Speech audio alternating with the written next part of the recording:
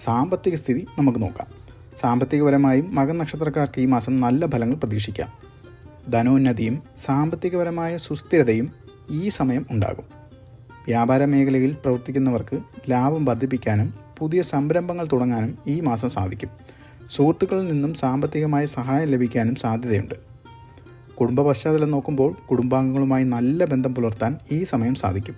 കുടുംബത്തോടൊപ്പം വിനോദയാത്രകൾ നടത്താനുള്ള സാധ്യത കാണുന്നുണ്ട്. ദാമ്പത്യ ജീവിതത്തിൽ സന്തോഷവും ഐക്യവും നിലനിർത്താൻ സാധിക്കും. ആരോഗ്യകാര്യങ്ങൾ, ശാരീരിക ആരോഗ്യകരമായ കാര്യങ്ങളിൽ ശ്രദ്ധയും ജാഗ്രതയും ഈ മാസം ആവശ്യമാണ്.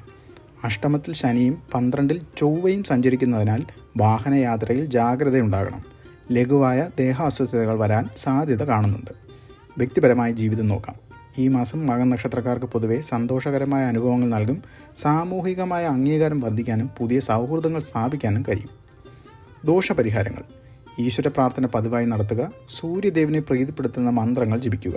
ഞായറാഴ്ചകളിൽ സൂര്യക്ഷേത്ര ദർശനം നടത്തുന്നത് ഉത്തമമാണ്.